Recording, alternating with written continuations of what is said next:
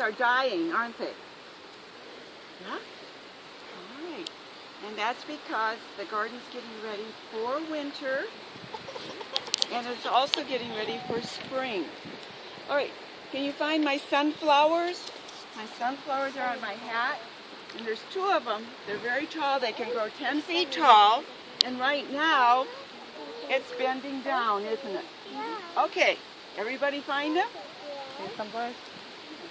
Do you know how my sunflower got its name? When it's a baby and first grows out of its seed and starts to get the yellow flowers petals, it will follow the sun.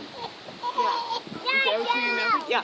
So it will always be facing east in the morning, and then as the day goes on, it follows the sun, and then in the afternoon it will be facing west, and then it will turn and wait for the sun to come up.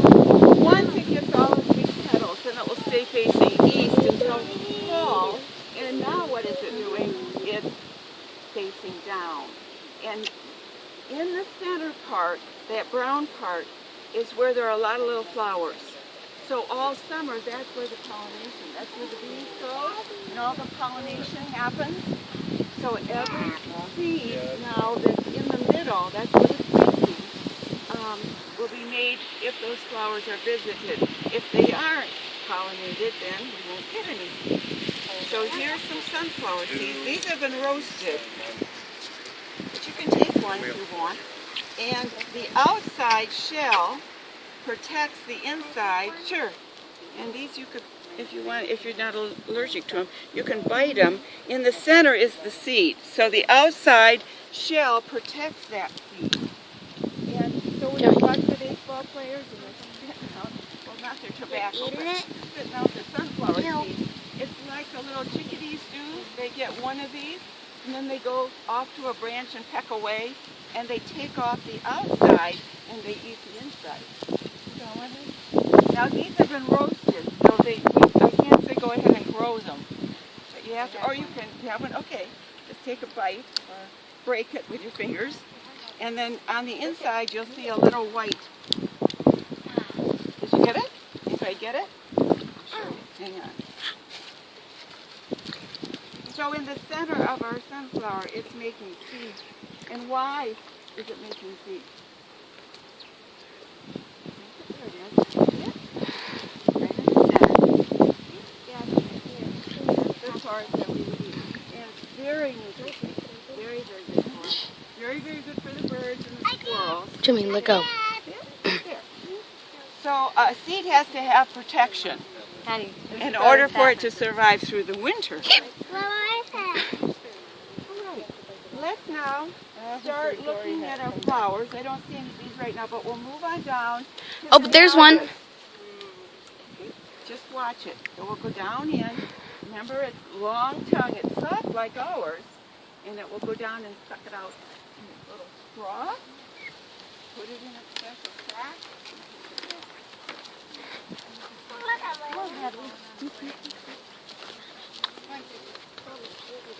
Some of the apples have rolled down. And now we know why. Because if it's brushed, what's happened to the stem? What's the apple doing? Do you remember? It seals off feeding the apple through the stem, so that when the wind blows, it will fall off the tree if it's not picked. Okay. So if somebody brushed it by accident, it would fall to the ground, just roll right down here. It also explains why they like hills. Yes. There's another one.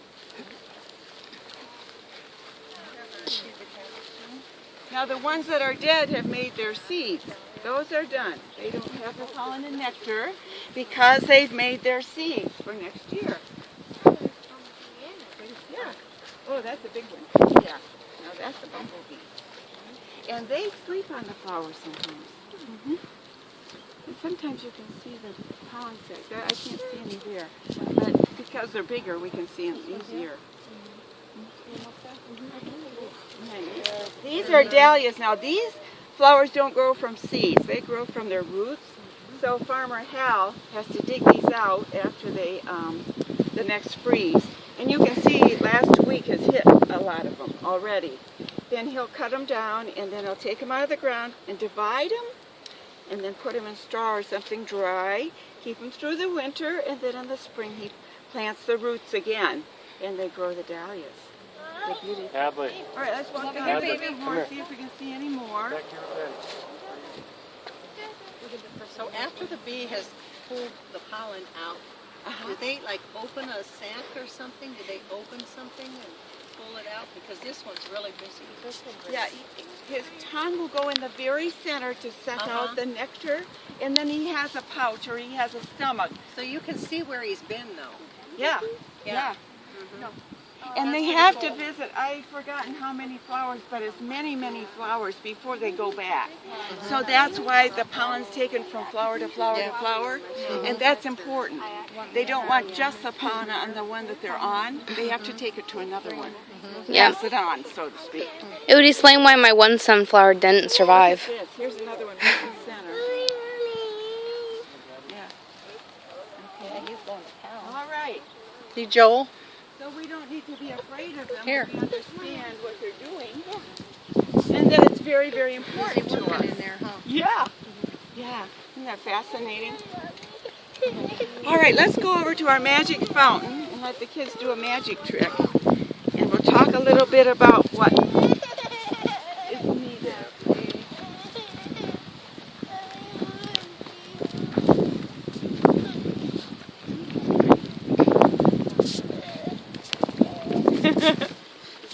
Okay, see the water? All right, where's my kids? All right, what are the things that are needed for a seed to grow? Water. Water, Sunlight. sunlight, dirt, Bees. bees, Fertilizer. fertilizer, and what about Oxygen. oxygen? Yes, yes. Do we need that too? Yeah, we actually do. All right, shall we stop the bubbles? Shall we stop the little water? You want to try it? We'll do abracadabra. Ready? Abracadabra. Magic fountain. Stop your bubbles.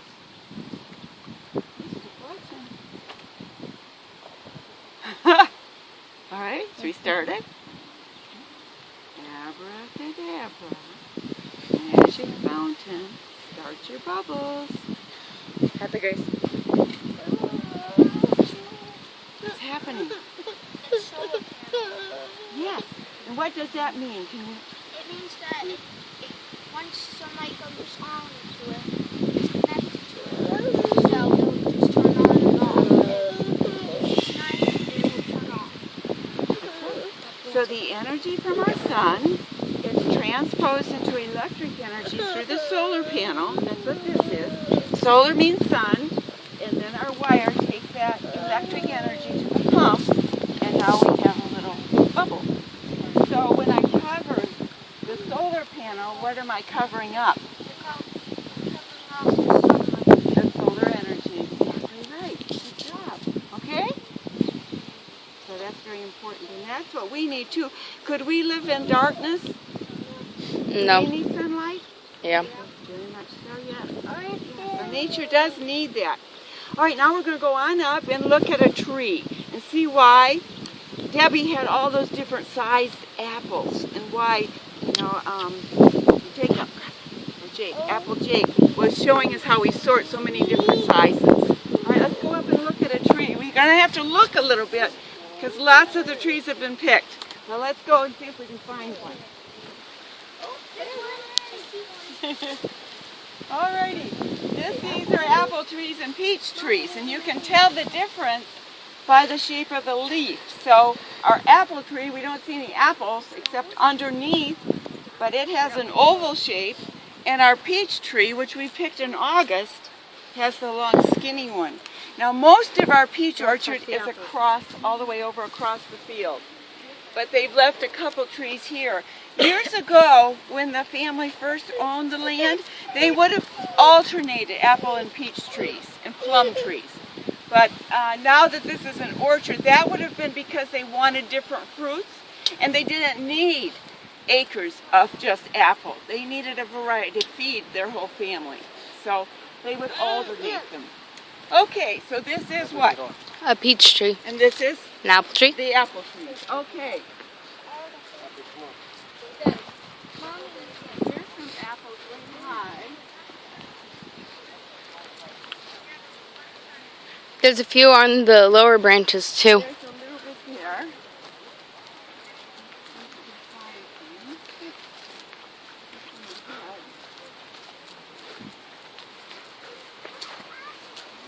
Rachel.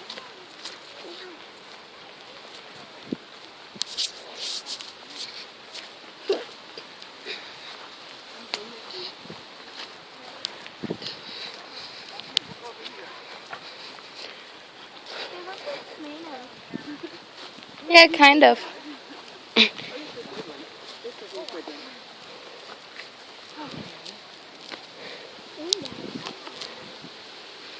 Lots and lots of apples. This is a good tree to look at. This is loaded. Oh my goodness. And most of them are that way. So remember how Debbie showed us all the different sizes? See how they're growing? Now, since we talked about pollination, can you take a guess why some are smaller and some are bigger? That's just the pollination. Okay, explain. What's the difference between pollinating this one and this one? Well, you pollinate it more, it'll grow more. That's right. So more bees brought more pollen to these than to these, right? And the pollen, so in the spring, this is the way our tree looks. It has apple blossoms, and see how they have 1, 2, 3, 4, 5, 6 different flowers? Okay, so if all 6 flowers are visited, then we have all 6 big apples. With the one that's the largest, remember those real big ones, would have been in the center. When we get the triples, they come off the same area. Here's one. See, where it grew together. So 2 of these would have been close enough that when they're pollinated and start to grow, they grow side by side, facing each other from the same branch. Can you see that's the same branch feeding it? Yeah. Okay. And there it goes. Okay? All right, so if this tree were ready to be picked, what should happen when I twist it? They should fall. Okay, let's find one here that looks pretty good. Got any single one? No, these are all together. Okay, let's try this one. It's a beauty, isn't it?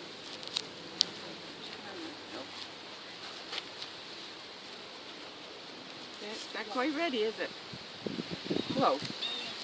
But now when you look at it, because it's close, come up close, boys and girls and everybody, you can see the hole where it's being fed. See it? See the holes? Can you see the holes? Right in the end of the stem? See? It's not brown. See? Cool. Yeah, see? You can see that it's being fed. Can you see the little holes in the stem? Yeah. Okay. See? See how they have holes? Yeah. So that's where they close it off.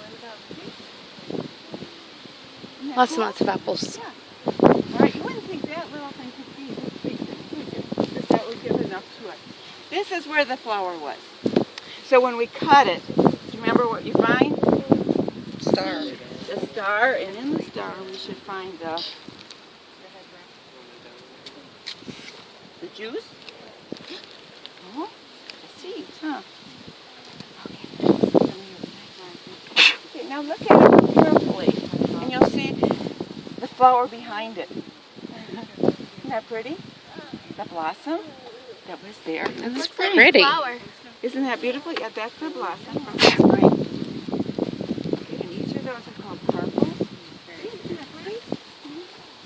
Now, Grandpa always says, the kids don't always want to eat the skin, which has all the good nutrition and all the vitamins and antioxidants. So he says, okay, let's help them learn to like it. So he makes what he calls his apple cookie, and he makes just a thin slice when he's out in the orchard for them. Like that, and he says, okay, now there's not much skin, so you want to eat it. This right here. See? Isn't that beautiful? So you can eat it into the center, and there you can see the flower. Isn't that really pretty? Yeah. And that's the blossom from the spring. Pretty cool. Huh? Look how juicy it is. You guys see. Yeah. Now, if I plant the seed, will I get an apple tree? Maybe. Maybe. Depends if it has all the things that we talked about around the fountain. Yep. Do you think Farmer Beckwith plants seeds? No. Why wouldn't you want to plant a seed? Yeah, it would take forever to get the apple. Okay. So he goes to a nursery. And the nursery grows the trees, and he blends the trees. So that's why we have so many varieties. So the rootstock will be from one. Okay, let's say it's a Jonathan apple tree rootstock. And then he'll take maybe Golden Delicious, and he'll graft it onto that rootstock. And then when the apples are made, they will be called Jonagolds. So that's how they get the different varieties. It takes about 6 years for the first apples to grow. So you can see why he wants to go to the nursery, and he only wants to wait a couple years, let it get a good start, and then he needs the apples. Yeah. Okay, we'll be going through a lot of more, just walking through, so you can look and see the different colors and kinds. And she was talking about the Melrose as one of them, and that's our seed apple. And that happens to be Mrs. Beckwith's favorite. And that one's not combined, it's just the Melrose apple? No, it's a blend too, but I'm not sure. I'm not sure of that That's one. okay. I know the Jonagold. And Beckwiths go to England a lot. England grows a lot of apples. And so they go there to get information and bring it back here. And the first apples were brought over by the Pilgrims. These weren't native to our country. So that's kind of interesting too. And then Johnny Appleseed, probably talked about that or read stories about it. He came from the east, and then he came into Ohio, and he would bring the seeds because he was a vegetarian, and he wanted to be sure animals and people never were hungry. So he planted apple trees. And I have to think, can't remember what his apple was. We don't grow it much anymore. But we used to have one tree that was our apple. Northern Spy? No, that's a good guess. That's an old variety. I used to know it. I can't. Yeah. It's like. Sometimes things come to me, and I'll be able to say later. I know what it is. All right. So let's hike up. Here's another wonderful couple trees. Sometimes because we have so many, it will break the branch. And, or they have to prop it. Sometimes you'll see a log under it.